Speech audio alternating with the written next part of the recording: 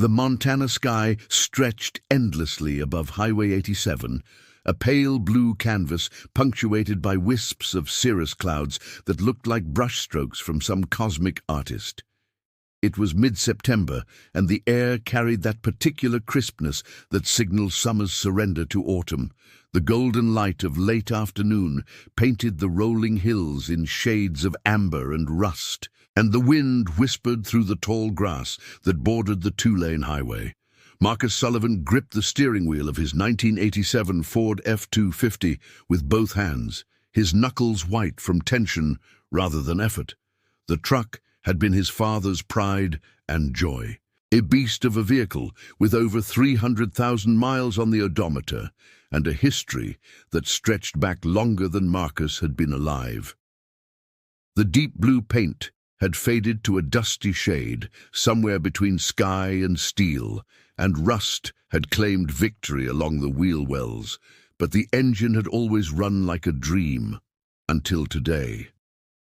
"Come on, come on," Marcus muttered, his voice tight with frustration as the engine sputtered and coughed like an old man with pneumonia. The temperature gauge had been climbing steadily for the past 20 miles, creeping into the red zone despite his desperate attempts to baby the accelerator. Black smoke had started billowing from under the hood about 5 miles back, and now the cabin smelled like burning oil and desperation. Marcus was 34 years old, with the kind of weathered face that comes from years of outdoor work. His hands were calloused from hauling hay bales and fixing fence posts, and his dark hair was hidden beneath a worn baseball cap that advertised a feed store that had closed down 3 years ago. He'd grown up on a ranch 15 miles outside of Great Falls, and he knew trucks the way a sailor knows the sea, or at least he thought he did.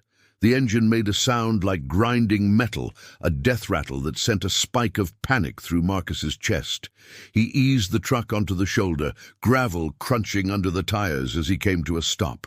The moment he killed the ignition, silence fell like a blanket, broken only by the ticking of hot metal cooling and the distant cry of a red-tailed hawk. "No, no, no," Marcus said, slamming his palm against the steering wheel. He sat there for a moment, staring at the dashboard as if willing it to come back to life through sheer force of determination. The check engine light glowed like an accusatory eye. He climbed out of the cab, his boots hitting the gravel with a crunch. The wind hit him immediately, cooler than expected, carrying the scent of sage and dry grass. He walked around to the front of the truck, pausing before lifting the hood. Steam was still escaping from the edges, and he knew what he was about to see wouldn't be good. Marcus grabbed an old rag from his back pocket and carefully released the hood latch. A cloud of steam and smoke erupted, making him step back and turn his face away. When it cleared enough to see, his heart sank. Oil covered everything. The engine block was coated in black sludge, hoses hung loose like severed arteries, and coolant had sprayed across the firewall in a green-tinted pattern that looked almost artistic in its chaos. The serpentine belt dangled uselessly, and when Marcus leaned in closer, he could see a crack in the engine block itself, a hairline fracture that wept fresh oil. "You're dead," Marcus said to the truck, his voice flat. "You're finally dead." He'd known this day was coming. The truck was 36 years old, and despite his best efforts at maintenance, time catches up with everything eventually. But knowing it was coming and actually facing it were two different things entirely. This truck represented more than transportation. It was the last physical connection he had to his father, who had died 2 years ago from a sudden heart attack while feeding cattle on a February morning so cold that his body had been stiff by the time Marcus found him. Marcus pulled out his phone, hoping for a signal. One bar flickered in and out of existence. He tried calling his younger brother Derek, but the call dropped before it even rang. He tried again with the same result. The nearest town, Judith Gap, was at least 12 miles ahead, and the ranch, where he'd been picking up a used tractor part, was 8 miles behind him. The sun was sinking lower, And Marcus knew that in a few hours the temperature would drop into the 40s. He wasn't dressed for a long walk, wearing just a worn flannel shirt over a t-shirt and jeans that had seen better days. His work jacket was back at the ranch, draped over a chair in the kitchen where he'd left it that morning. He was considering his options, none of them good, when he heard the sound of an engine approaching from the south. Marcus looked up to see a vehicle coming toward him, still too far away to identify. He moved closer to the road, not quite hitchhiking, but making it clear he was in trouble. The vehicle slowed as it approached, and Marcus felt a mixture of relief and apprehension. Out here, people usually helped each other. It was an unwritten rule of rural life, born from the understanding that anyone could end up stranded on an empty highway. But there were exceptions, and Marcus had heard enough stories to be cautious. The vehicle that pulled up behind his truck was a surprise. It was a newer model Toyota Tacoma, forest green and immaculately maintained, with a toolbox secured in the bed and a trailer hitch that showed signs of regular use. But what really caught Marcus's attention was the driver. She was young, probably mid-20s, with dark hair pulled back in a practical ponytail and sharp, intelligent eyes that seemed to take in everything at once. She wore a grey t-shirt with the logo of a Montana Technical College, faded jeans, and work boots that had seen serious use. As she climbed out of her truck, Marcus noticed the grease stains on her hands and the confident way she moved, like someone who knew exactly what they were doing. "Trouble?" she asked, her voice clear and direct. There was no uncertainty in her tone, no false sweetness or performative concern, just a straightforward question. "Engine's blown," Marcus said, gesturing at his truck with a mixture of defeat and embarrassment. "She's done." The woman walked past him without asking permission, moving directly to the open hood. She leaned in, her eyes scanning the engine with a professional focus that Marcus found oddly impressive. She didn't flinch at the oil or the smell. She just looked, her expression neutral. "Did you hear any knocking before it quit?" she asked, not looking at him. "Yeah," Marcus admitted. "Started about 10 miles back, light at first, then heavier." She nodded, still studying the engine. Then she did something that surprised him. She reached into the chaos of the engine bay, her hands moving with practiced precision, and touched a single bolt on the engine block. It was partially hidden behind a mess of hoses and wiring, and Marcus hadn't even noticed it. She pressed on it, testing something, then looked up at him with an expression he couldn't quite read. "You got a socket set?" she asked. Marcus blinked. "Yeah, in the toolbox. But I'm telling you, she's finished. That's a cracked block. You can see it right there." The woman straightened up and walked to the bed of his truck without responding. She found his toolbox, a battered red metal box that had belonged to his father, and opened it.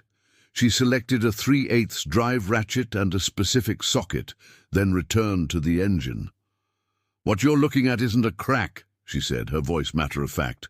"It's a seam in the casting that's covered in oil. Makes it look like a fracture, but it's not." Marcus felt a surge of defensiveness. "I've been working on trucks my whole life. I know what a cracked block looks like." She glanced at him, one eyebrow slightly raised. "Do you?" The question wasn't hostile or mocking. It was simply direct, almost curious.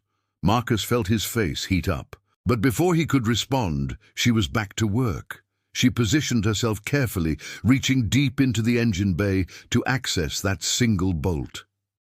Marcus watched, confused and irritated, as she began to work. "The problem," she said, her voice slightly strained from the awkward angle, "is that your harmonic balancer bolt came loose. The vibration from that threw off your serpentine belt, which stopped your water pump, which caused your engine to overheat. The oil everywhere is because your valve cover gasket failed from the excessive heat, not because of a cracked block." Marcus stared at her. "That's impossible. I checked that bolt last month." "Doesn't matter when you checked it," she said, grunting slightly as she worked. If you didn't use a Torquey wrench and you didn't apply thread locker, it can work itself loose, especially on an engine this old with this many miles. She pulled back from the engine, holding the bolt up. It was longer than Marcus expected, about 6 inches, with oil coating the threads. She walked to her own truck and returned with a small bottle of blue thread locker and a Torque wrench that looked newer and more expensive than anything Marcus owned. For the next 20 minutes, Marcus watched in silence as this stranger worked on his father's truck with a competence that bordered on artistry. She cleaned the bolt threads with a wire brush, applied the thread locker, and reinstalled the bolt with the Torque wrench, checking the specification on her phone to get the exact setting. Then she moved through the engine systematically, checking other components, tightening a few more bolts, and adjusting things Marcus hadn't even considered. "Your serpentine belt is shot," she said, holding up the damaged belt, "but I've got a spare that should fit. Universal size. And you'll need to add coolant and oil before you start her up." She went to her truck again and returned with a new belt still in its package, along with bottles of oil and coolant. Marcus watched, feeling increasingly foolish, as she installed the belt with practiced ease and topped off the fluids. "That should do it," she said finally, wiping her hands on a rag from her own pocket. "Try starting her." Marcus hesitated, then climbed into the cab. He turned the key, expecting nothing, expecting to prove her wrong, expecting the same death rattle he'd heard before. Instead, the engine turned over once, twice, and then roared to life with a sound so healthy and strong that Marcus actually laughed in surprise. He climbed back out, staring at the truck as if it had been resurrected. The temperature gauge was normal. No smoke came from under the hood. The engine purred like it had dropped 20 years. "How did you—" Marcus started, but his voice trailed off. The woman shrugged, already walking back to her truck. "It's just mechanical engineering. The harmonic balancer bolt is a common failure point on these old Ford engines. Most people don't know to check it because it's hidden and it doesn't come up in regular maintenance schedules." "Wait!" Marcus called after her. "What do I owe you?" She paused, looking back at him. "Nothing. I was heading this way anyway." "At least let me pay you for the parts, the belt, the fluids." She shook her head. "Consider it karma. Someone helped me once when I needed it. Pass it forward." Marcus felt something shift in his chest, a mixture of gratitude and humility that he wasn't entirely comfortable with. "I'm Marcus," he said. "Marcus Sullivan." "Riley," she said after a moment. "Riley Chen." "You're a mechanic?" "Diesel technology student," she corrected. "Graduate in December, working part-time at Hanson's garage in Great Falls until then." Marcus knew Hanson's. It was a small shop with a good reputation, the kind of place that did honest work.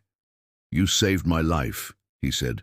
"This truck, it belonged to my dad." Something flickered across Riley's face, a softness that hadn't been there before. "Then I'm glad I could help." She climbed into her Tacoma, and Marcus walked over quickly. "Listen, I owe you. If you ever need anything at all, I mean it. My family runs Sullivan Ranch, about 15 miles north of Great Falls. Ask anyone in town, they'll point you there." Riley nodded, her expression unreadable. "I'll remember that."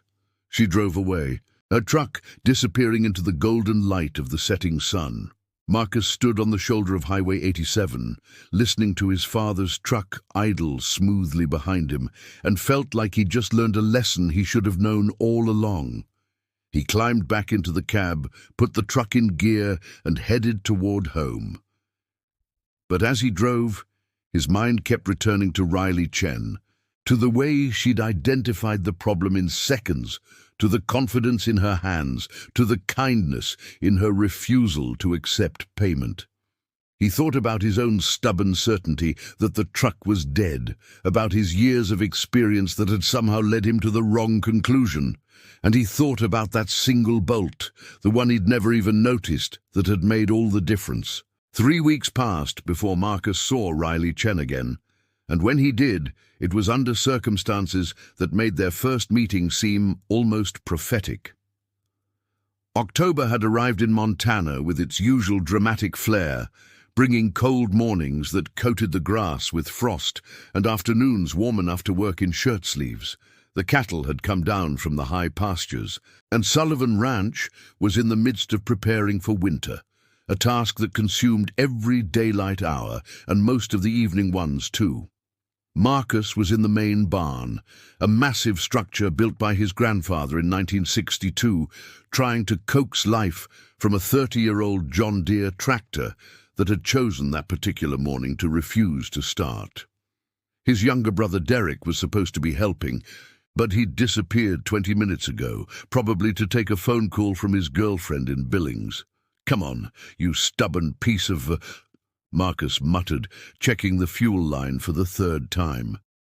Everything looked fine. The battery was good, the connections were clean, and there was no reason the tractor shouldn't start except sheer mechanical malevolence. The sound of a vehicle coming up the long gravel driveway caught his attention. Marcus looked up, wiping his hands on a rag, and saw a forest-green Tacoma kicking up dust as it approached the barn. His heart did an unexpected skip when he recognized the truck. Riley Chen parked near the barn and climbed out, looking almost exactly as she had on the highway, except now she wore a heavier jacket against the morning chill. She approached with that same direct confidence, but Marcus noticed something different in her expression. She looked uncomfortable, maybe even reluctant. "Riley," Marcus said, surprised and pleased in equal measure. "I didn't expect to see you again." "Neither did I," she admitted, "but I need help. And you said if I ever needed anything." "Anything," Marcus confirmed immediately. "What's going on?" Riley took a breath, and Marcus could see her choosing her words carefully. "I got evicted from my apartment in Great Falls. The building's being sold and converted into condos, and all the tenants got 30-day notices. I've been looking for a new place, but everything's either too expensive or already rented. I start my final internship next week, 12-hour shifts, 6 days a week, and I can't do that living out of my truck." She said it all in a rush, as if getting the words out quickly would make them easier. Marcus could see the pride it cost her to ask for help, and he respected her even more for it. "You need a place to stay," Marcus said, understanding immediately. "Temporary," Riley emphasized, "just until I finish the internship in mid-December. After that, I'll have my degree and I've got job offers in 3 states. I'll be gone before Christmas. I can pay rent, not much, but some, and I can work. I know ranchers always need help with equipment and vehicles." Marcus didn't even have to think about it. "We've got a guest house. It's small, basically just a renovated bunkhouse from when this place ran a bigger crew, but it's got heat, electricity, running water, and privacy. It's been empty since my uncle moved to Arizona last year." Riley's eyes widened slightly. "I couldn't just..." "You saved my truck," Marcus interrupted. "You saved my connection to my dad. That's worth more than rent." "I don't do charity," Riley said, her voice firm. "And I don't do debts," Marcus countered. "But if it makes you feel better, you can earn your keep. That tractor over there has been giving me hell all morning, and we've got 2 other pieces of equipment that need work before winter. You help with that. We'll call it even." Riley looked at the tractor, then back at Marcus, and something in her expression softened just slightly. "That's a John Deere 4440. Good eye? Won't start?" Like it's personally offended by the concept of internal combustion. Riley walked over to the tractor and climbed up to the operator's seat with an ease that spoke of familiarity. She tried the ignition, listened to the starter motor strain, and then climbed back down. "It's not getting fuel. When's the last time you changed the fuel filter?" Marcus felt heat creep up his neck. "It's on my list." "Right," Riley said, a hint of amusement in her voice. "You got a filter that fits?"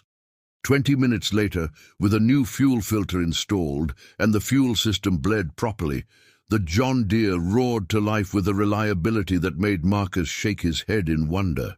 Riley stood beside it, her hands stained with diesel, but her expression satisfied.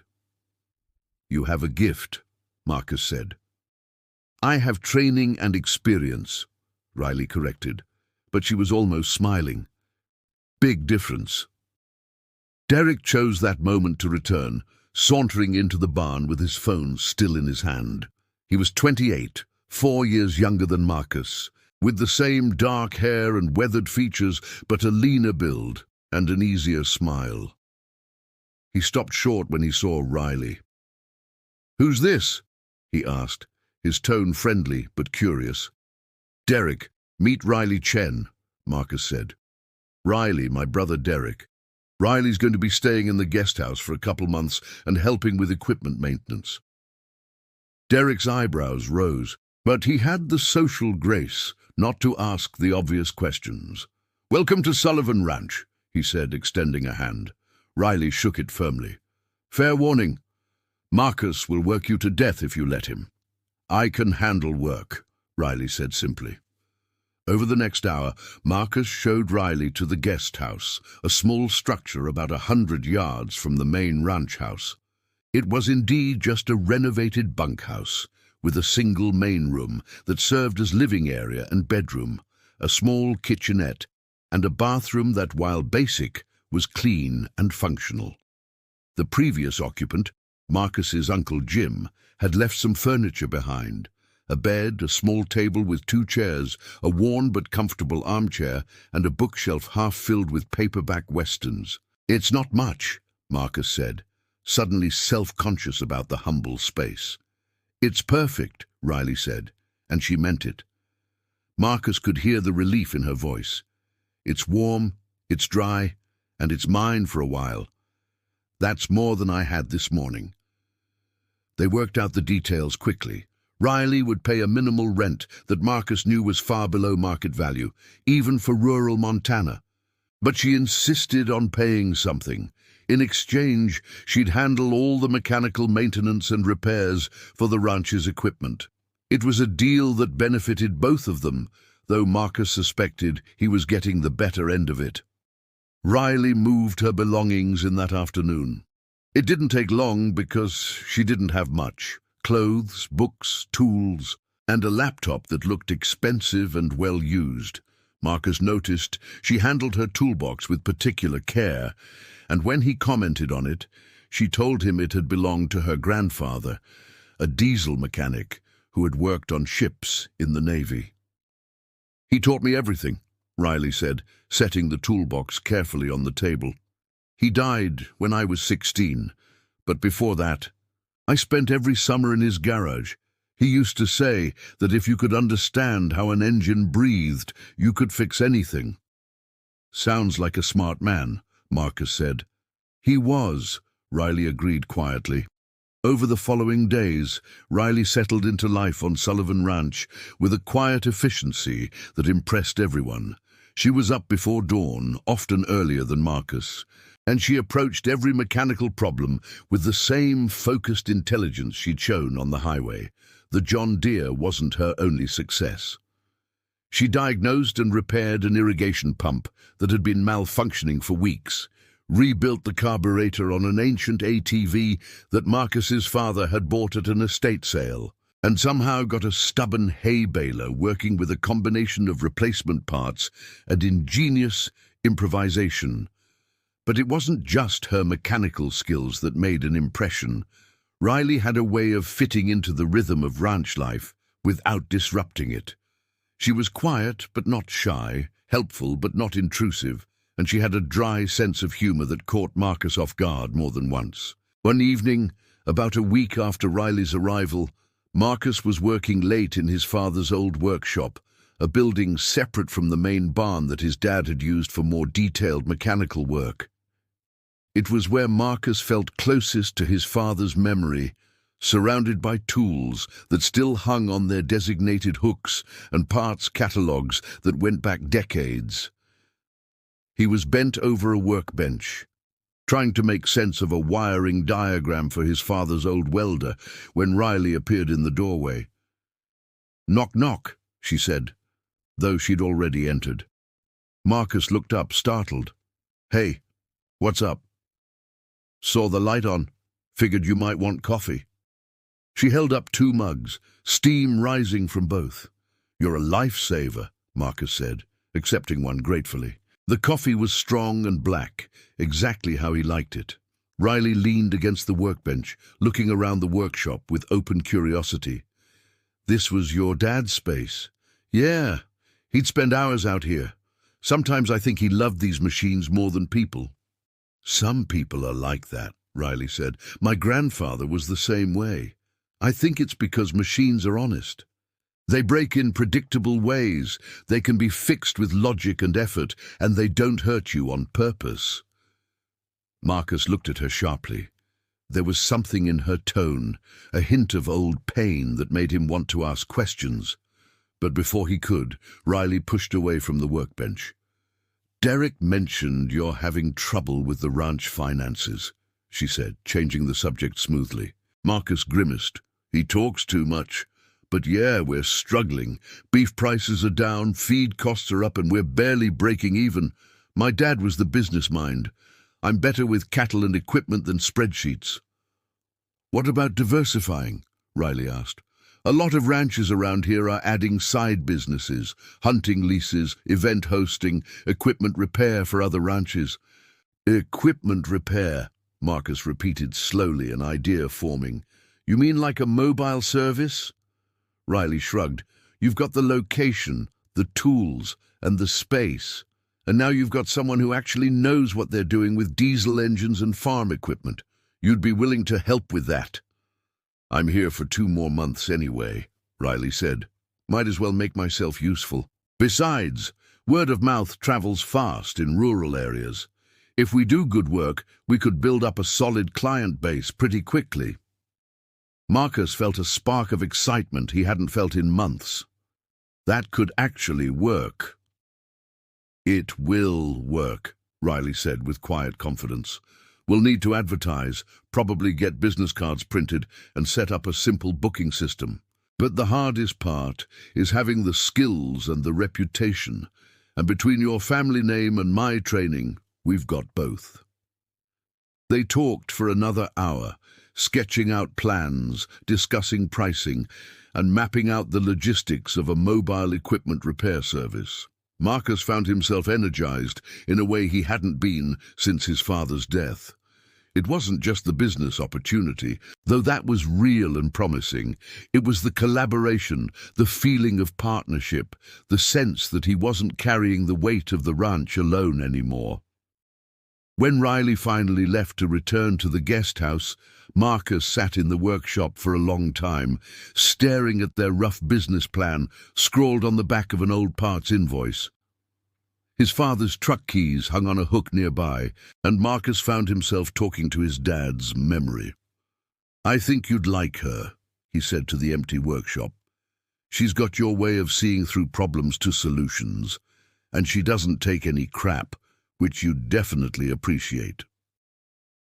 The workshop didn't answer, but Marcus felt something settle in his chest, a sense of rightness that had been missing for a long time.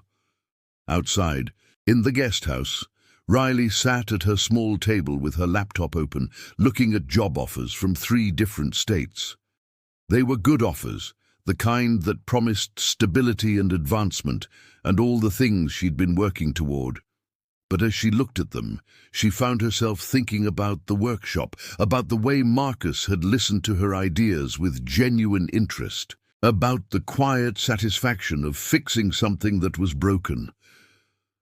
She closed the laptop and looked out the window toward the main ranch, where lights still glowed in the workshop. December suddenly seemed very close, and for the first time in her life, Riley Chen wasn't entirely sure she wanted to leave. November arrived with the first real snowfall of the season, a light dusting that transformed Sullivan Ranch into a scene from a postcard. The mountains in the distance were topped with white, and the morning air had a bite that promised winter's full arrival wasn't far behind.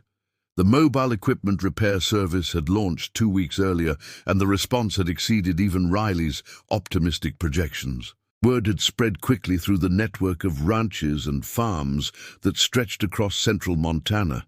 Marcus's family name carried weight in the community, and Riley's skill turned that reputation into concrete business. They'd started with simple jobs, oil changes, belt replacements, routine maintenance that other ranchers couldn't or wouldn't do themselves. But as word spread about Riley's diagnostic abilities, the calls grew more complex. A hay operation 30 miles south needed their baler rebuilt. A dairy farm near Lewistown had a feed mixer that no one could fix. A wheat farmer was ready to scrap a combine, until Riley spent 4 hours with it and discovered a computer module that cost $300 instead of the $20,000 the dealership had quoted for a replacement. Every job Riley completed became a story that spread through the agricultural community. The young woman who could diagnose problems by sound, the mechanic who didn't try to upsell unnecessary parts, the technician who explained what she was doing and why, treating farmers and ranchers as intelligent partners rather than ignorant customers. Marcus found himself in an unfamiliar role, not the expert, but the assistant. He drove, he helped carry tools, he held flashlights and handed Riley wrenches. And he learned more about diesel engines and hydraulic systems in 3 weeks than he had in 15 years of ranching. His ego could have been wounded by this reversal, but instead he found it liberating. There was something deeply satisfying about watching Riley work, about being part of a successful team, about building something new instead of just maintaining what his father had built.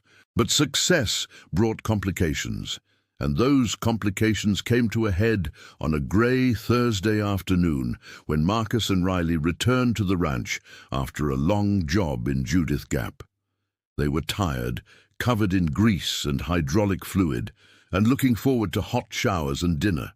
Instead, they found Derek waiting in the workshop with a man Marcus had hoped never to see again. Carl Brennan was a heavy-set man in his late 50s, with a red face that spoke of high blood pressure or heavy drinking or both. He owned a large ranch about 20 miles west of Sullivan Ranch, and he and Marcus's father had maintained a relationship that was professionally cordial but personally cold. Brennan represented everything Marcus disliked about the ranching business. He was loud, he was cheap, he cut corners, and he treated his employees like disposable resources. "Marcus," Brennan said, his voice booming in the enclosed space of the workshop, "heard you got yourself a business going." "Word travels," Marcus said carefully, not offering a handshake. "What can I do for you, Carl?" "Got 3 tractors that need work, major overhauls. I'm talking pulled engines, rebuilt transmissions, the whole 9 yards. That's a $50,000 contract, maybe more." Marcus felt his pulse quicken. $50,000 would solve most of the ranch's immediate financial problems. It would carry them through winter and into spring with a comfortable cushion. It was exactly the kind of contract they needed, but he also knew Carl Brennan, and he knew there would be strings attached. "That's a big job," Marcus said neutrally. "Too big for you to handle alone," Brennan agreed, glancing at Riley with poorly concealed skepticism. "Which is why I want to negotiate terms. I need those tractors ready by spring planting, which means you'd need to work through winter, and I need a discount, seeing as I'm bringing you this much business at once." Riley, who had been silent until now, spoke up. "What kind of discount?" Brennan looked at her as if noticing her for the first time. "Who's asking?" "The person who would be doing the actual work," Riley said evenly. "What kind of discount?" 30% off your standard rate," Brennan said. "And I supply the parts. So you're just charging labor?" Marcus did the math quickly. A 30% discount on labor only would bring their profit margin down to almost nothing. They'd be working for weeks for barely more than minimum wage. And if Brennan supplied cheap or wrong parts, they'd end up doing the work twice for no additional pay. "That's not reasonable," Marcus said firmly. Brennan's face darkened. "It's a $50,000 contract. You saying you're too good for my money?" "I'm saying your terms aren't fair," Marcus replied, keeping his voice level. "We'd lose money on a job that size with those conditions." "Then you're not the businessman I thought you were," Brennan said dismissively. He turned to leave, then paused and looked back. "Your father understood how business worked. He knew that sometimes you take a loss to build relationships. Maybe you're not as smart as he was." The workshop went silent. Marcus felt anger flare hot in his chest, but before he could respond, Riley stepped forward. "Mr. Brennan," she said, her voice cold and precise, "I've been in this business for 6 years, training and working. I've seen every kind of customer there is. And I can tell you right now that the ones who demand discounts and supply their own parts are always, and I mean always, the ones who end up costing more time and money than they're worth. They bring in wrong parts. They complain about labor charges. They refuse to pay for diagnostic time. They blame the mechanic when their cheap parts fail." Brennan stared at her, his face reddening further. "Now you listen here. No, you listen," Riley interrupted, her voice still calm, but carrying an edge that made everyone in the workshop straighten up. "We're not desperate. We're good at what we do. We charge fair prices, and we have more work than we can handle. You want those tractors fixed? Great, full price, standard terms, and we source the parts. If that doesn't work for you, there's a dealership in Great Falls that'll be happy to charge you double what we would and keep your equipment for 6 months. For a moment, Marcus thought Brennan might explode. The older man's face went through several shades of red before settling on a kind of purple that looked medically concerning. But then, surprisingly, he laughed. It was a harsh, barking sound, but it was genuine. "You got fire," he said to Riley. "I'll give you that." He looked at Marcus. "But you're making a mistake turning down this contract. Winter's coming, money's tight, and pride doesn't pay bills." "Neither does working for free," Marcus said quietly. Brennan left without another word. Derek, who had been watching from near the door, let out a low whistle once the sound of Brennan's truck had faded. "You just turned down $50,000, he said, stating the obvious. "We turned down a nightmare," Riley corrected. "That contract would have destroyed us. We would have worked ourselves into the ground, dealt with constant complaints, probably ended up in court over payment disputes, and lost money in the process." "Easy for you to say," Derek replied, his tone sharper than usual. "You're not the one who has to make the mortgage payment on this place. You're just here, temporarily." The words hung in the air like a slap. Riley's expression went carefully neutral, and she turned to start cleaning up her tools without responding. Marcus felt anger flare again, but this time directed at his brother. "Derek, that's—" he started, but Riley interrupted. "He's right," she said quietly, not looking up from her toolbox. "I am just here temporarily. This isn't my ranch, and it's not my risk. I should probably stay out of business decisions." "No," Marcus said firmly. "You were absolutely right about Brennan. I've known him long enough to know he would have been exactly the kind of customer you described. We made the right call." "Did we?" Derek challenged. "Because from where I'm standing, we just told a paying customer to take a hike, and winter's coming. How are we supposed to make it through if you're turning down big contracts?" "By doing good work for fair pay," Marcus said, his voice harder now. "By building a reputation that brings us customers who actually respect what we do. Dad might have put up with Brennan's bull, but I won't." "Dad kept this ranch afloat," Derek shot back. "Dad also died at 62 from stress and overwork," Marcus said, and the words came out harsher than he intended. Maybe his way wasn't the only way. The silence that followed was heavy and uncomfortable. Derek looked like he wanted to say more, but instead he just shook his head and walked out of the workshop. Marcus stood there, feeling the weight of the confrontation settling on his shoulders. "I'm sorry," Riley said after a moment. "I shouldn't have inserted myself like that." "You did exactly right," Marcus insisted. "And you didn't insert yourself. You're part of this business. Your name is on the cards." That was true. The business cards they'd printed read Sullivan Ranch Equipment Services, with both Marcus and Riley's names listed below. It had been Marcus's idea over Riley's initial protests, but he'd insisted that her expertise deserved equal billing. Riley finished organizing her tools in silence. When she spoke again, her voice was thoughtful. "Your brother isn't wrong about the risk. Turning down that contract was the right call, but it means we need to find other work to replace it. Winter's going to slow down some of our business." "So we adapt," Marcus said. "What do you suggest?" Over the next hour, they strategized. Riley proposed expanding their services to include snow removal equipment maintenance, which would actually increase in demand as winter approached. She also suggested offering winter storage services for equipment, combining secure indoor storage with pre-season maintenance so that machines would be ready to go when spring arrived. Marcus called 3 ranchers he knew well and pitched the storage and maintenance package. All 3 signed up immediately, and 2 of them mentioned knowing others who might be interested. By the time the sun set, they'd replaced a significant portion of the Brennan contract's potential revenue with work that would be easier, more profitable, and far less stressful. That evening, Marcus found Riley sitting on the steps of the guest house, looking out at the snow-dusted landscape. The sun had gone down, and the temperature had dropped sharply, but she seemed content to sit in the cold. "Mind if I join you?" Marcus asked. Riley shrugged, which Marcus had learned was her version of an invitation. He sat down beside her, his breath visible in the cold air.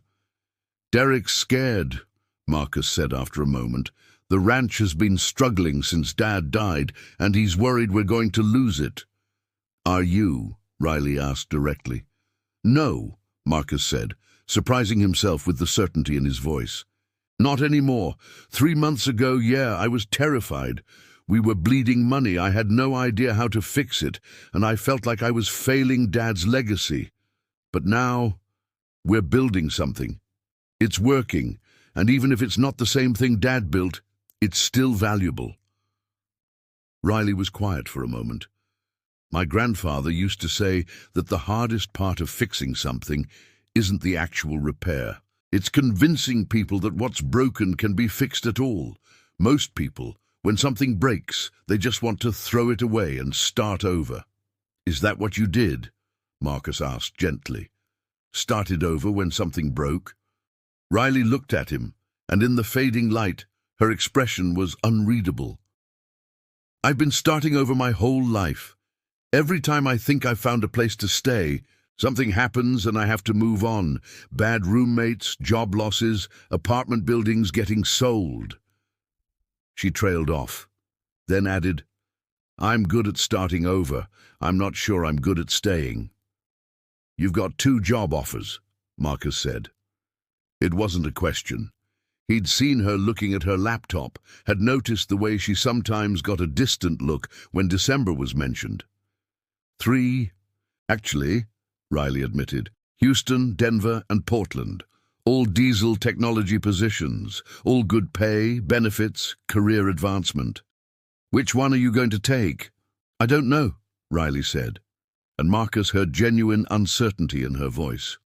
A month ago, the answer would have been easy. Denver, probably. Good pay, mountain access, growing city. But now... "Now?" Marcus prompted. "Now I keep thinking about this place," Riley said quietly, "about the work we're building, about fixing that John Deere and knowing that it'll be running better because I touched it, about customers who appreciate good work and tell their friends, about..." She paused, then continued, "about having a place that feels like home, even if it's temporary." Marcus felt something shift in his chest, a feeling he wasn't quite ready to examine too closely. "It doesn't have to be temporary." Riley looked at him sharply. "What does that mean?" "It means we're building something here that could be bigger than just a temporary side business," Marcus said carefully. "It means you've become part of this place in a way I didn't expect. It means Derek's right about one thing. You do have a stake in what happens here, whether you plan to or not." "Marcus," Riley started, but he held up a hand. "I'm not asking you to make any decisions tonight," he said. "I'm just saying that if you wanted to stay, if you wanted to make this permanent, there'd be a place for you here. A real place, not just a temporary arrangement." Riley stood up abruptly, wrapping her arms around herself against the cold. "I should go inside. Early morning tomorrow." "Riley." "Good night, Marcus," she said, and disappeared into the guest house before he could say anything else. Marcus sat on the steps for a long time after she left, watching stars appear in the darkening sky. He thought about his father, about the ranch, about the business they were building, and about the young woman who had appeared on a highway when he needed help most, and who had somehow become essential to his life in ways he was only beginning to understand. Inside the guest house, Riley sat on her bed with her laptop open, staring at job offer emails she'd read a dozen times. Her grandfather's toolbox sat on the table, and she found herself remembering summer days in his garage, the smell of oil and metal, the quiet satisfaction of understanding how things worked. She closed the laptop and lay back on the bed, staring at the ceiling. December had seemed far away when she'd arrived. Now it was just weeks away, and for the first time in her life, Riley Chen wasn't sure if she wanted the future she'd been planning for. The first major snowstorm of the season hit Sullivan Ranch on the second Thursday of December, arriving with the kind of intensity that reminded everyone why Montana winters commanded respect. Snow fell in thick, heavy curtains, accumulating at a rate of nearly 2 inches per hour, and the wind howled across the open plains with a voice that sounded almost alive. Marcus stood in the main ranch house kitchen, looking out the window at the guest house barely visible through the snow. He'd checked his phone 3 times in the past hour, resisting the urge to text Riley. She was an adult, she had heat and power, and she'd made it clear over the past weeks that she valued her independence. But the storm was forecast to last through the night, and the idea of her alone in that small building bothered him more than it should. Derek came in from feeding the cattle, stamping snow off his boots and pulling off his heavy coat. His face was red from the cold, and his hands shook slightly as he poured himself coffee. "Livestock are secure," he reported, "but we're going to need to check on them every few hours if this keeps up. Some of the younger calves might need help." "I'll take the next shift," Marcus said. "You warm up." Derek nodded gratefully, wrapping his hands around the coffee mug. They'd been walking carefully around each other since the confrontation about Carl Brennan's contract, maintaining professional courtesy but avoiding deeper conversations. Marcus knew they needed to talk, really talk, but the constant work and weather had made it easy to postpone. The equipment repair business had continued to grow even as the weather turned. The winter storage and maintenance packages had been more successful than either Marcus or Riley had projected, and they now had 15 pieces of equipment in the barn undergoing work. The regular income had stabilized the ranch's finances to the point where Marcus had been able to make the mortgage payment early for the first time in 2 years. But with success came complications. Riley's internship had ended the week before, which meant she'd completed all the requirements for her degree. Her graduation ceremony was scheduled for the following Saturday, and the job offers were still waiting for her response. She'd been quieter lately, more withdrawn, and Marcus had learned to recognize the signs of someone preparing to leave. A knock on the kitchen door interrupted his thoughts. Marcus opened it to find Riley standing there, snow-covered and shivering despite her heavy coat. "Come in," Marcus said immediately, pulling her inside. "What are you doing out in this?" "Guest house lost power," Riley said through chattering teeth. "Breaker tripped or something. I tried to reset it, but no luck." Derek was already on his feet, heading for the door. "I'll check the breaker box, probably ice on the lines." He disappeared into the storm, leaving Marcus and Riley alone in the kitchen. Marcus poured her coffee and handed her a blanket from the living room, watching as she wrapped it around herself and gradually stopped shaking. "You should stay here tonight," Marcus said. "Guest room's empty, and there's no sense in you freezing if we can't get the power back quickly." Riley looked like she might argue, then nodded. "Thanks." They sat in silence for a moment, the only sounds the howling wind outside and the ticking of the kitchen clock. Marcus found himself studying Riley's profile, the strong line of her jaw, the intelligence in her eyes, the capable hands that had fixed so many broken things. "Your graduation is Saturday," he said finally. "If the weather clears," Riley agreed. "And then?" Riley set down her coffee cup carefully. "And then I need to make a decision about those job offers. Denver extended their deadline, but I can't put them off forever. Have you decided which one you want?" "That's the problem," Riley said quietly. "A month ago I knew exactly what I wanted. Good job, big city, career advancement, independence. But now—" She trailed off, staring into her coffee. "Now?" Marcus prompted, his heart beating faster. Before Riley could answer, Derek came back in, covered in even more snow than before. "Lines are fine, breakers fine. The problem's in the guest house itself. Looks like a mouse or something chewed through some wiring in the wall. It's not safe to power up until we replace that section." "Can it wait until morning?" Marcus asked. "Should," Derek said. "But Riley definitely can't stay there tonight. Even without power, there's a potential fire hazard." Riley stood up, the blanket falling from her shoulders. "I can't impose—" "You're not imposing," Marcus and Derek said simultaneously, then looked at each other in surprise. It was the first time they'd been in complete agreement about anything in weeks. Derek smiled slightly, the first genuine smile Marcus had seen from him since their argument.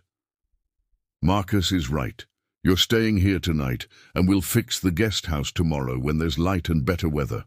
Riley looked between them, and Marcus could see her considering arguments and discarding them.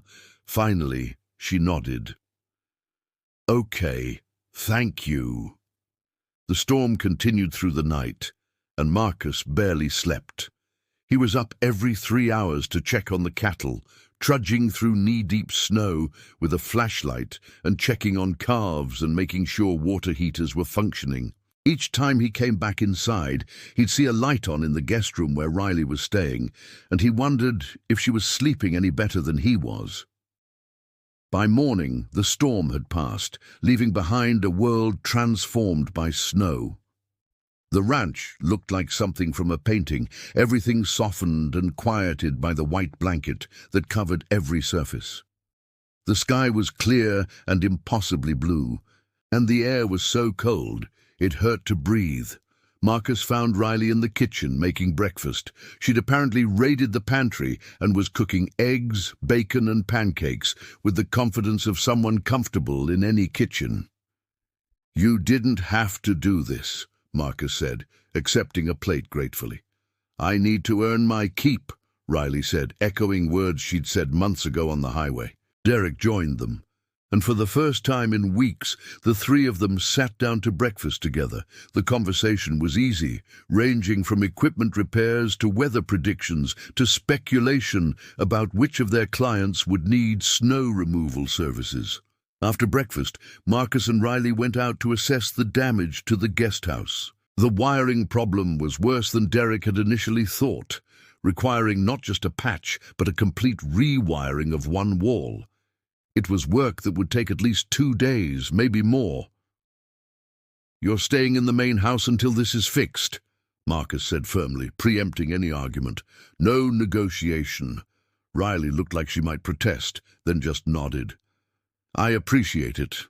They spent the morning working on equipment in the barn, a comfortable rhythm they developed over months of collaboration.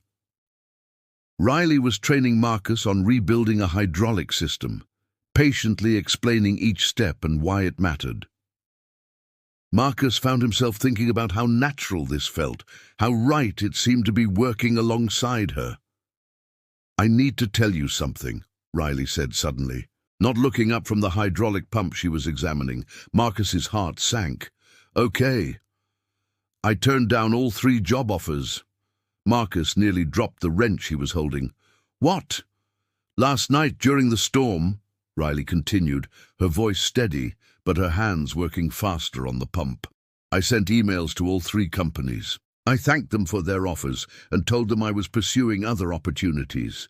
Riley, Marcus started, not sure what to say. Are you sure? Those were good jobs. They were, Riley agreed, but they weren't the right jobs. She finally looked up at him, and Marcus saw determination in her eyes, along with something else he couldn't quite identify.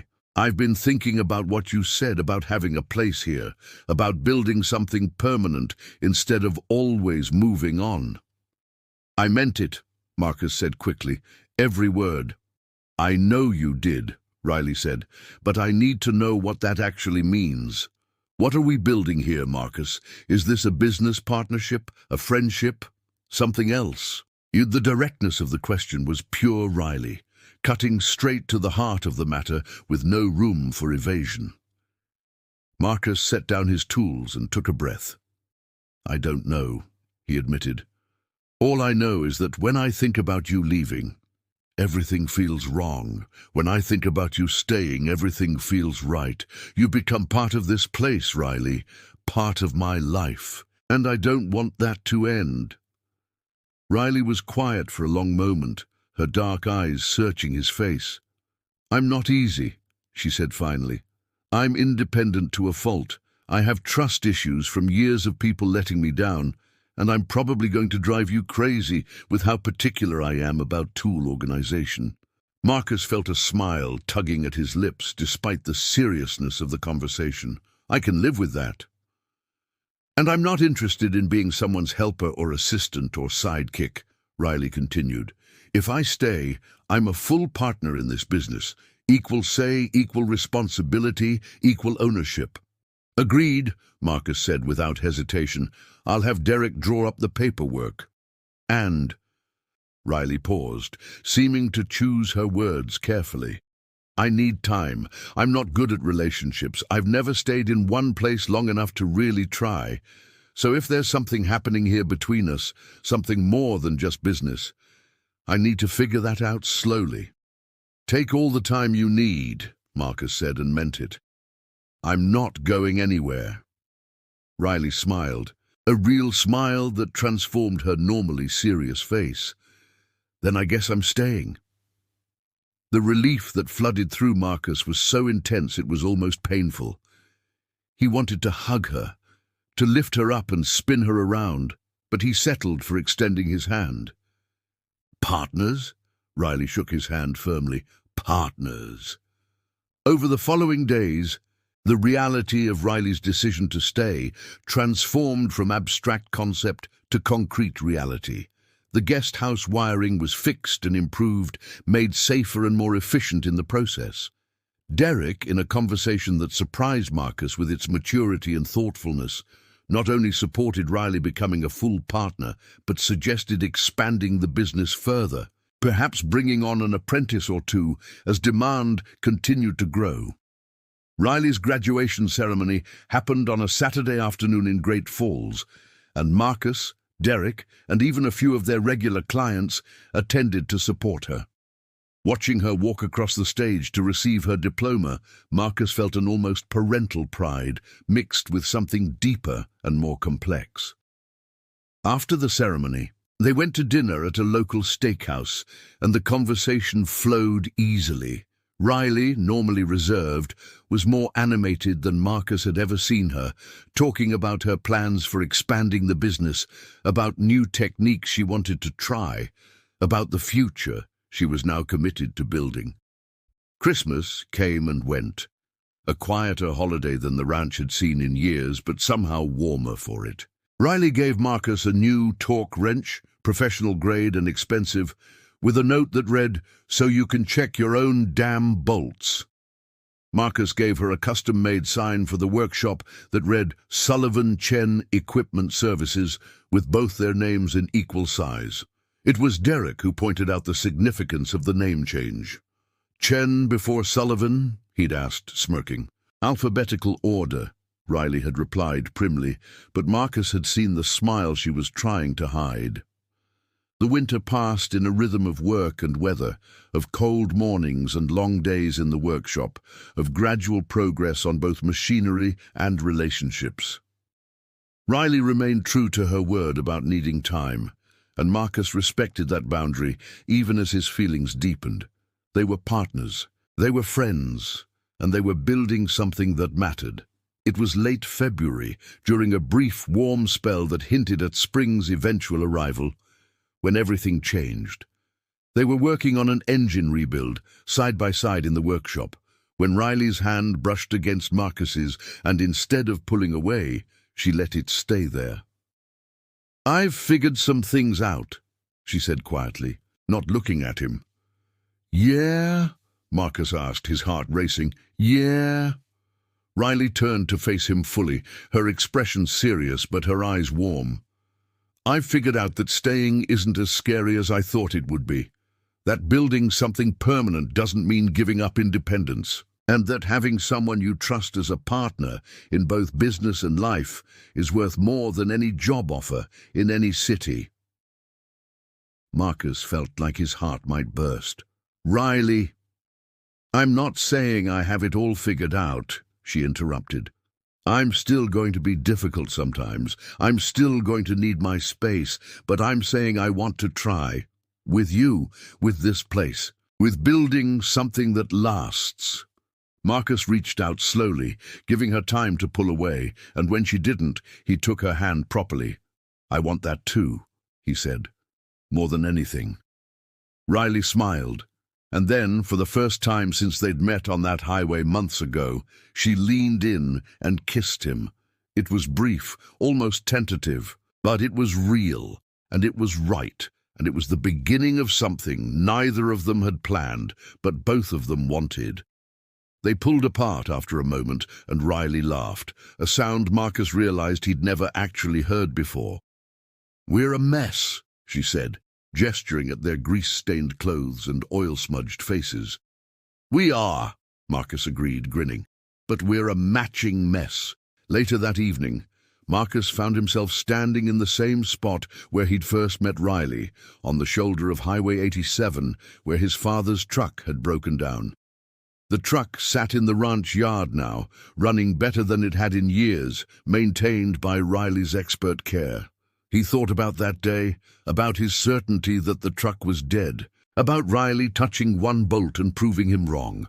He thought about how many times since then she'd proven him wrong, shown him new ways of thinking, taught him that being wrong wasn't the same as being weak. His phone buzzed with a text from Riley. "Stop being philosophical and get back here. This transmission won't rebuild itself." Marcus smiled and headed back to the workshop, to the partner who had appeared when he needed help most, and who had stayed when she could have left, to the business they were building together and the life they were starting to imagine.